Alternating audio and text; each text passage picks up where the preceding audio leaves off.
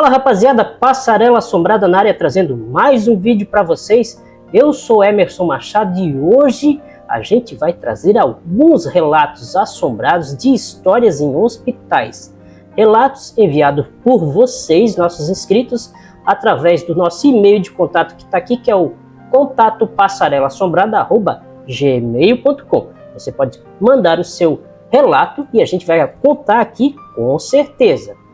Mas antes de começar a primeira história, pedir para vocês se inscreverem. Pessoal, se inscreve no nosso canal. O Passarela Assombrada é um canal ainda relativamente novo. A gente é quase um bebê de 1 ano.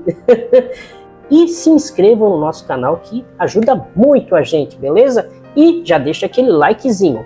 Hoje a gente vai ter a participação especial de Graça Moreira, aqui nos comentários e também botando defeito no nosso vídeo e cochichando no final também. Mas vamos lá.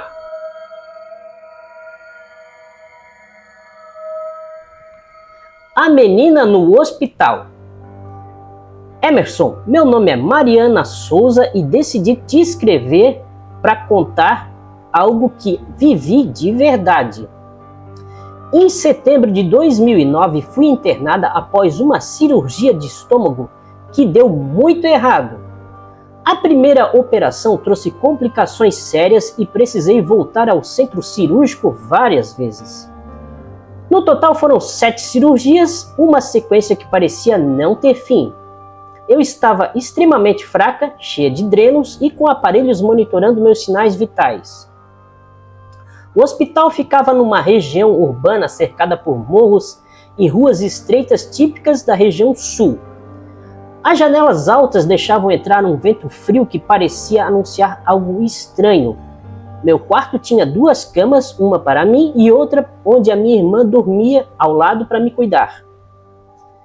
Eu não fazia ideia de que uma madrugada mudaria completamente a minha vida. Então, já era outubro e eu ainda seguia internada, tentando me recuperar das cirurgias anteriores. O cheiro constante de antisséptico e o barulho de monitores cardíacos eram minha rotina. Então, naquele período, eu já havia ido para a UTI 3 vezes, entre a vida e a morte. As enfermeiras usavam celulares simples e rádios internos para se comunicar pelos corredores. Eu acho que é os rádios da época, né? O que tinha, né? Sim, sim. Meu médico, o Dr. Ricardo, sempre aparecia com uma prancheta cheia de anotações. A minha irmã, Camila, era quem me alimentava, limpava meu rosto e segurava minha mão. Eu estava emocionalmente e fisicamente muito debilitada.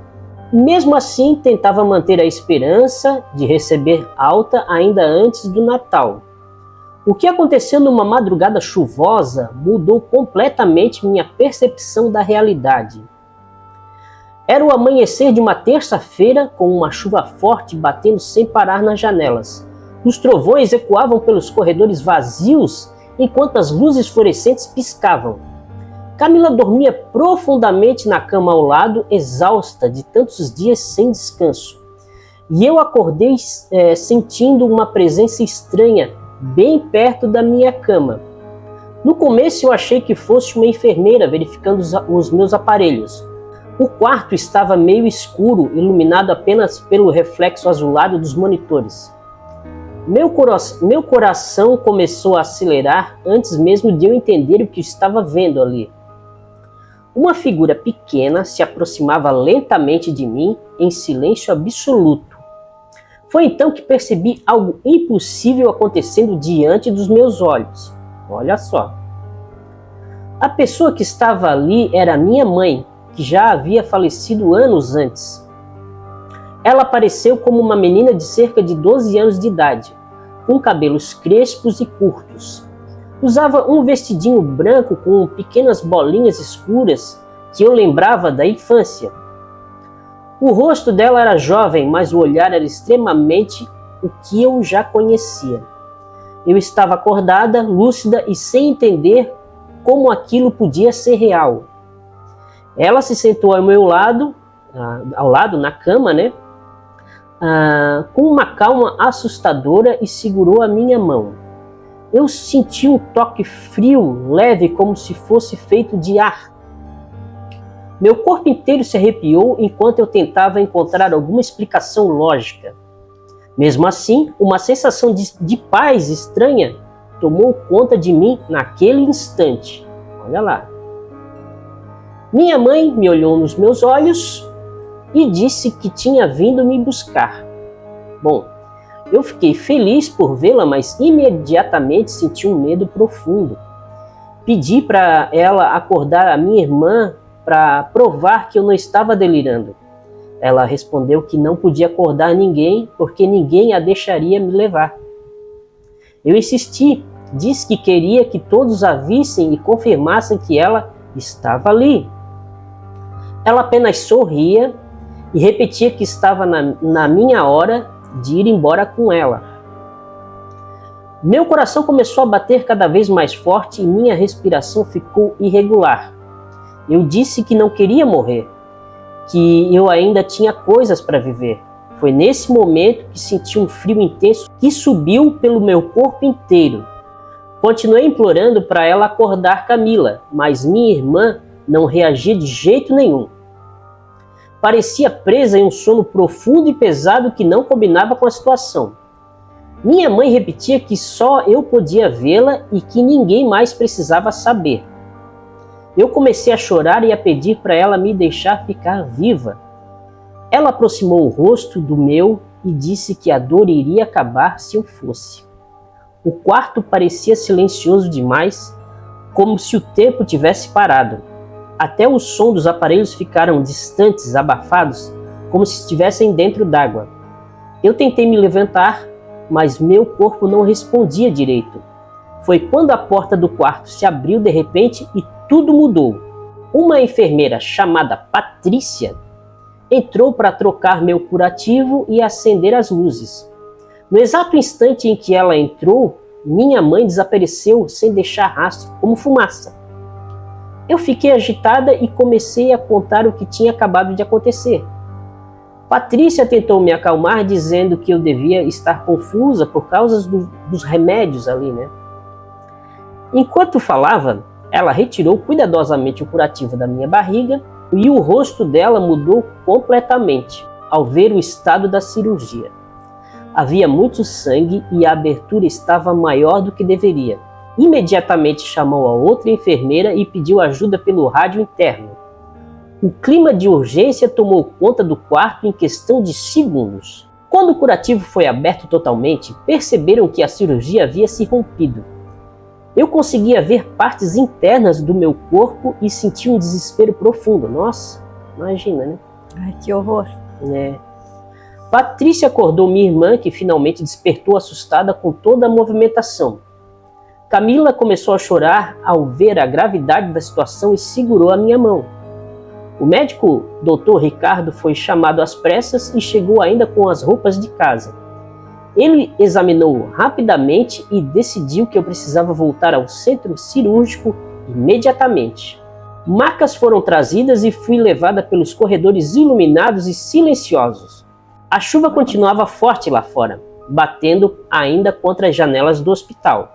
Antes de entrar na sala de cirurgia, lembrei das palavras da minha mãe. Então, a equipe médica se preparava enquanto eu ouvia sons metálicos e conversas rápidas. As luzes fortes do centro cirúrgico me deixaram meia tonta e confusa. Uma máscara de anestesia foi colocada em meu rosto e tudo começou a se apagar. Meu último pensamento foi se eu realmente tinha escapado de ser levada por ela. Nossa, imagina, né? A pessoa fica confusa mesmo, né? A cirurgia demorou horas e eu acordei dias depois na UTI, ainda cheia de aparelhos.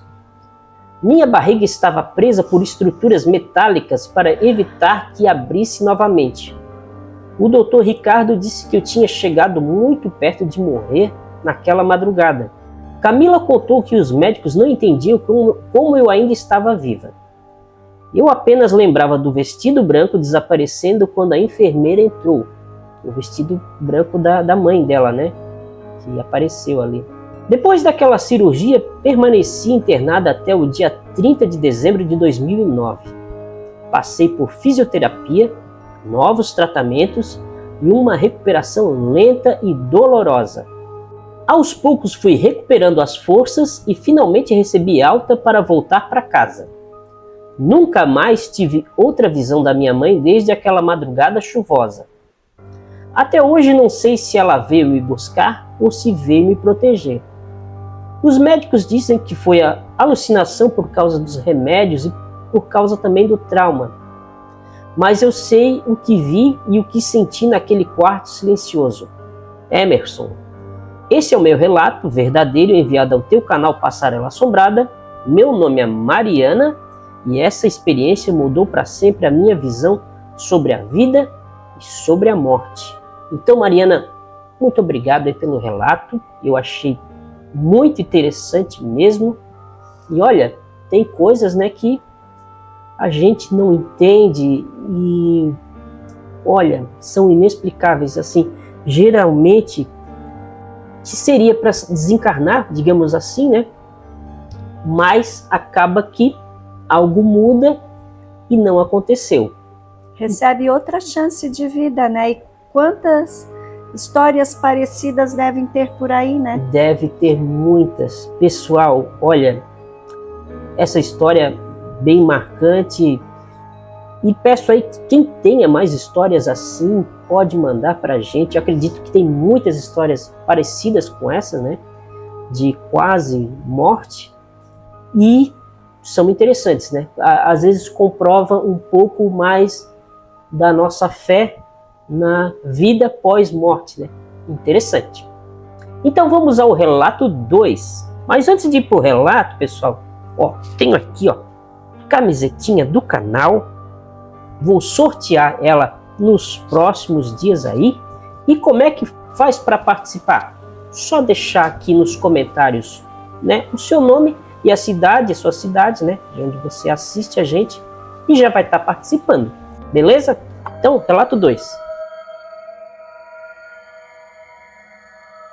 Então, já que a Gracinha não quer aparecer, né, com vergonha, vou mostrar aqui a Graciosa, a boneca dela. Presente aqui no canal. Então, esse é o relato 2.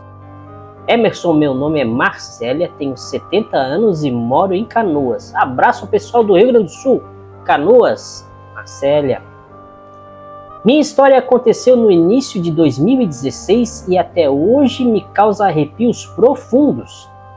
Sou viúva de Carlos Eduardo, um homem que lutou por anos contra o alcoolismo. Nossa casa ficava numa rua tranquila, perto da região metropolitana de Porto Alegre. Vivíamos uma rotina simples, marcada por visitas médicas e cuidados constantes. Eu estava aposentada e dedicava meus dias a cuidar dele com carinho. Apesar das dificuldades, tentávamos manter a fé e a esperança todos os dias. Imaginei que o sobrenatural entraria em nossa vida de forma tão real. E o que vou contar é o meu relato verdadeiro, enviado diretamente a você. Carlos sempre foi um homem querido no bairro Nossa Senhora das Graças. Trabalhou por décadas numa metalúrgica e sustentou nossa família com dignidade. Com o tempo, a bebida começou a afetar gravemente sua saúde e seu comportamento. Passamos por diversas clínicas e tratamentos de desintoxicação sem sucesso duradouro.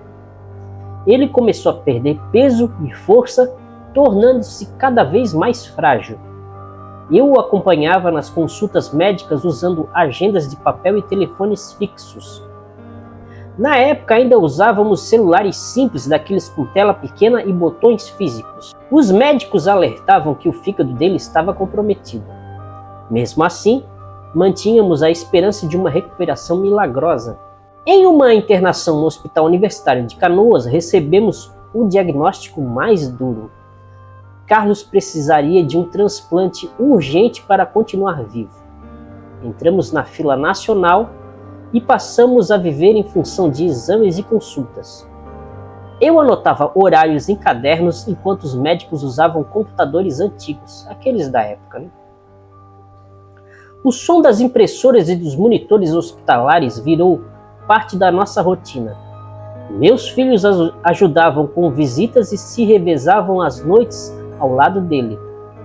Cada ligação telefônica nos deixava tensos esperando notícias sobre um doador. A espera era longa e silenciosa, marcada por medo e esperança. E aos poucos eu sentia que algo muito estranho estava por acontecer. Foi em abril daquele ano, o estado dele piorou rapidamente e foi internado novamente. Passei a maior parte do dia ao lado da cama dele segurando a sua mão. Os corredores frios e iluminados por luz branca pareciam intermináveis. À noite, meus filhos assumiam as visitas para que eu pudesse descansar em casa. Eu voltava caminhando pelas ruas úmidas sentindo um peso enorme no peito. Em casa, rezava diante de imagens religiosas pedindo mais tempo para nós. O cheiro de chuva constante parecia acompanhar meus pensamentos mais sombrios. Meu maior medo era receber uma ligação inesperada de madrugada e eu não sabia que a despedida já estava muito próxima.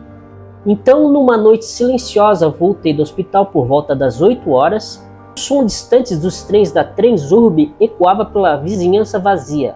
A Transurb, se não me engano, ela é a operadora ali dos metrôs da região da Grande Porto Alegre, né? Se eu não me engano é isso. Me corrijam se eu estiver errado, né?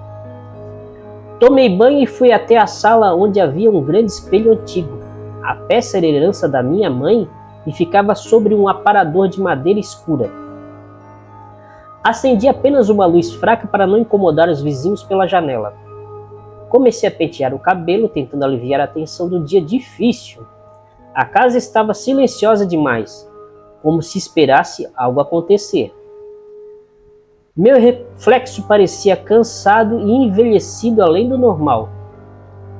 Foi então que percebi que não estava sozinha naquela sala. O reflexo atrás de mim começou a se distorcer lentamente. As lâmpadas piscaram e o ar ficou frio de repente. No espelho surgiu a imagem de Carlos usando o pijama azul do hospital. Meu coração disparou e minhas mãos começaram a tremer sem controle. Ele tentava falar, mas nenhum som saía de sua boca. Seus olhos transmitiam urgência e tristeza ao mesmo tempo. Eu me virei para trás, mas não havia ninguém ali fisicamente. Voltei a olhar o espelho e ele continuava parado me observando. De repente, a imagem desapareceu como se nunca estivesse existido. Nossa, ela via a imagem dele dentro do espelho, olhava para trás, não tinha nada. Estranho, né? Fiquei paralisada olhando meu próprio reflexo pálido e assustado. Toquei o espelho e senti uma superfície gelada como pedra. Sentei no sofá tentando controlar a respiração acelerada. O silêncio foi quebrado por uma buzina insistente na rua. Levantei e vi o carro do meu filho parado em frente à casa. Meu coração apertou mesmo antes de abrir a porta. Eu já sentia que algo muito grave tinha acontecido e infelizmente eu estava certa. Meu filho desceu nervoso dizendo que o pai tinha piorado muito. Peguei uma bolsa e saímos às pressas em direção ao hospital. Durante o trajeto, o rádio do carro chiava por causa da chuva forte. As ruas estavam vazias e as luzes refletiam nas poças d'água. Eu só conseguia lembrar da imagem silenciosa no espelho. Perguntei baixinho se ele ainda estava vivo e recebi uma resposta incerta. O clima dentro do carro era pesado e ninguém conseguia falar direito. Cada semáforo parecia durar uma eternidade angustiante. Eu sentia que estava indo para me despedir definitivamente. Chegamos ao hospital quase meia-noite com o coração na garganta. Os corredores estavam vazios e iluminados por luzes frias e silenciosas.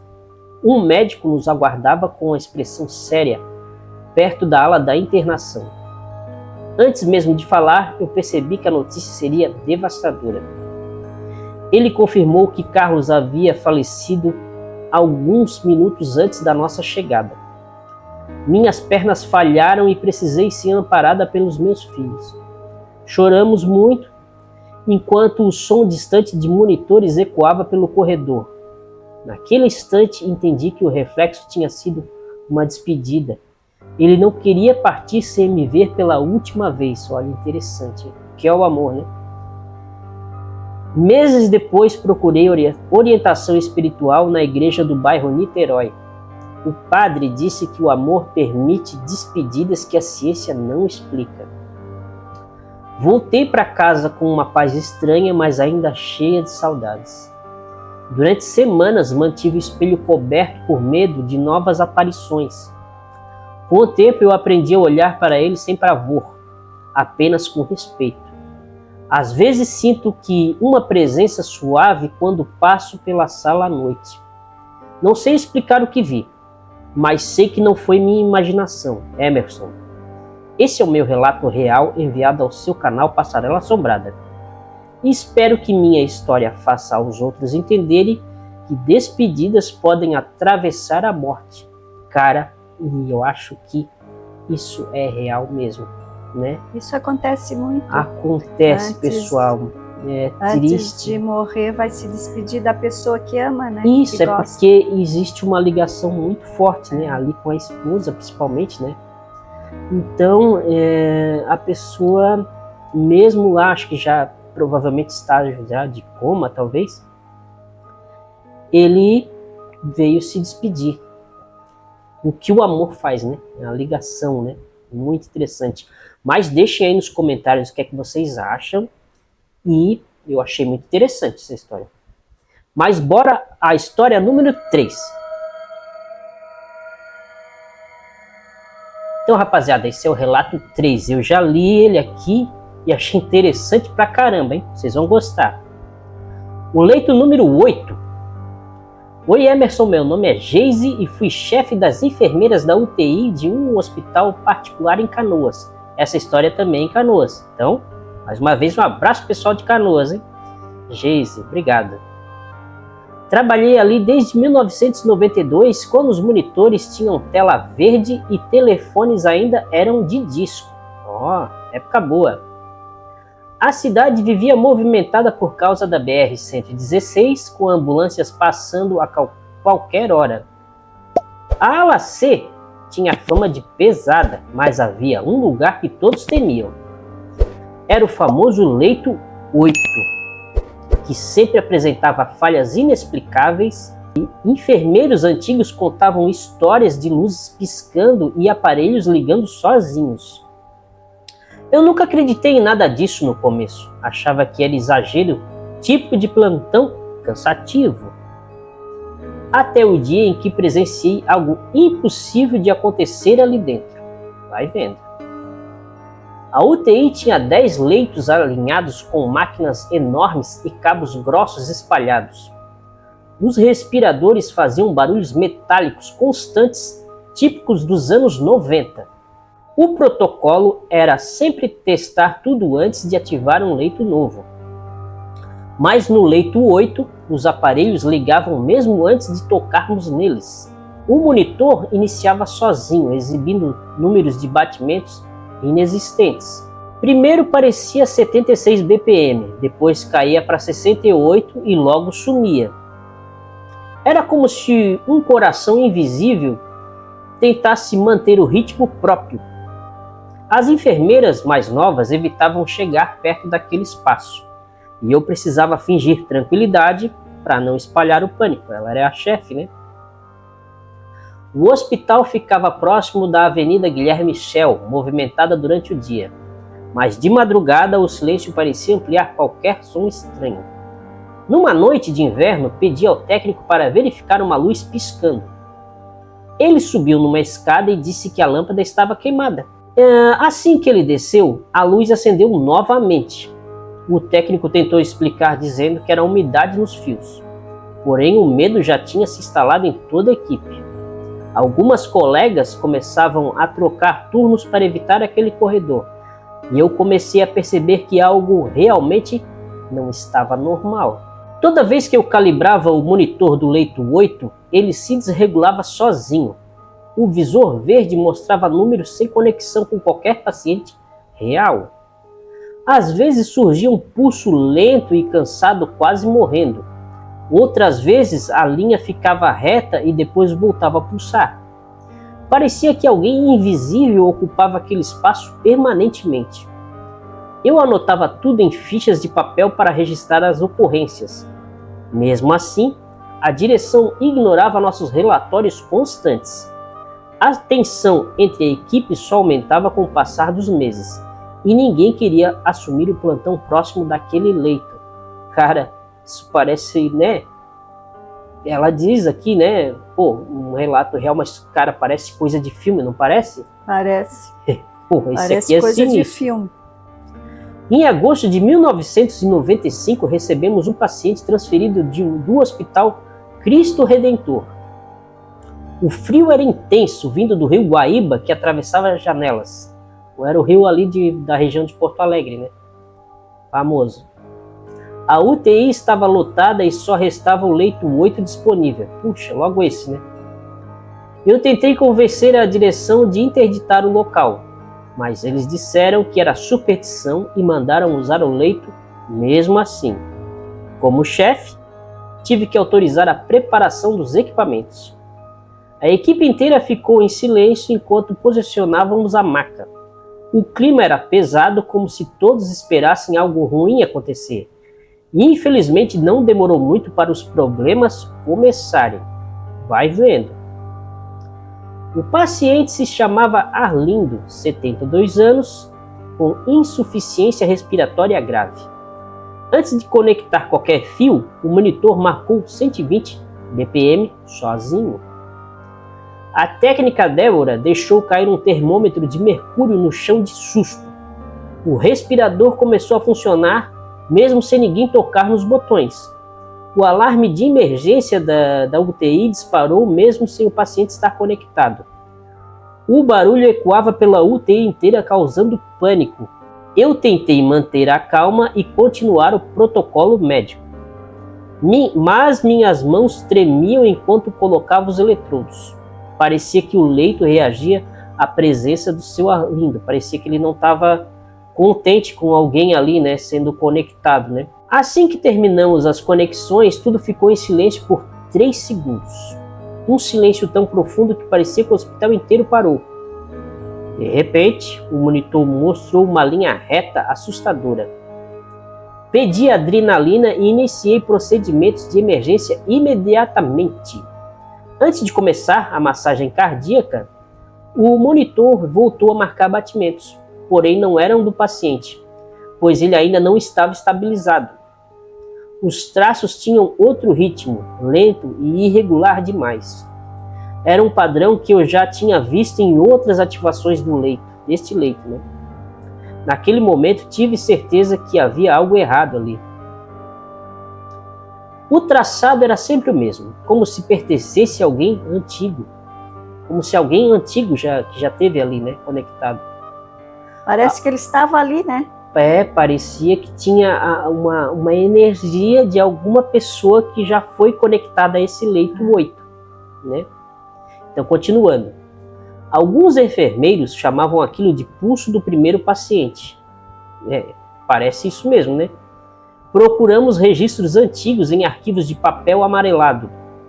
Muitos documentos dos anos 80 estavam perdidos ou incompletos. Ninguém sabia exatamente quem havia ocupado aquele leito primeiro.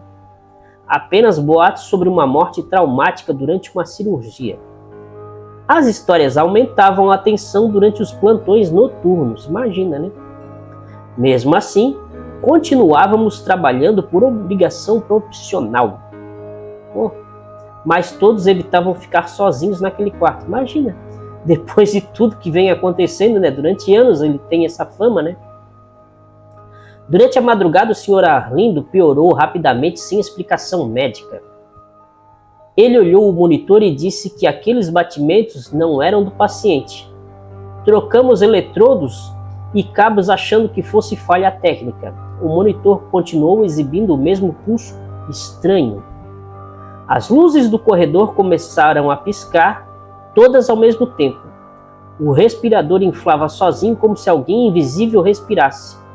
Tentamos manter a concentração e seguir os protocolos clínicos, mas o medo tomou tomou conta de todos os profissionais ali presentes. Então, por volta das 3 da manhã, o monitor travou no número 0. O senhor Arlindo entrou em parada cardíaca e iniciamos a reanimação imediata. Trabalhamos por 20 minutos sem conseguir resposta alguma. Logo após o óbito, o monitor voltou a marcar os 40 BPM sozinho. Desliguei os cabos e até o painel principal da sala. Mesmo assim, sem energia, a linha cardíaca continuou subindo e descendo lentamente. Cara, mesmo desligado da tomada então, né? Parece que é isso, né? A equipe inteira saiu do quarto em choque absoluto. Depois daquele dia, protocolei a interdição definitiva do leito 8. Emerson, desde então, ele permanece fechado e ninguém tem coragem de descobrir o que ainda pulsa ali. Poxa, Geise, muito legal esse relato, né? O que é que achou? Interessante? Ah, bem interessante. Eu achei muito legal. Parece Pessoal, que alguém faleceu ali e ficou ali, né? Segundo ali, parece que foi o primeiro paciente, né? Primeiro que paciente morreu ali desse quarto. Uma cirurgia traumática, né? Então, pessoal, deixa aí os seus comentários aí, o que é que vocês acham aí que aconteceu, né, com esse leito. Eu achei essa história muito interessante. Todas essas eu achei interessante, né? Todas as três. Continua mandando seus relatos aqui para nós e a gente vai contar todos aqui com certeza. A gente está protocolando, como diz aqui, né? O termo técnico, por temas, né? Hoje foi relatos de hospitais, já tivemos de lobisomens também, né? Vigilantes noturnos, caminhoneiros e assim por diante vai, né? Folclore brasileiro também teve, né? Foi bem legal também. E continue mandando os seus relatos aqui para a gente através do nosso e-mail de contato que está aqui na tela, que é o contato passarelassombrada@gmail.com. Todo mundo que deixar o nomezinho aí, né, nos comentários e a cidade vai estar participando do nosso sorteio da camiseta do Passarela Assombrada. Um abraço a todo mundo que participa aí, que continua seguindo a gente. E bora até o próximo vídeo. Fui!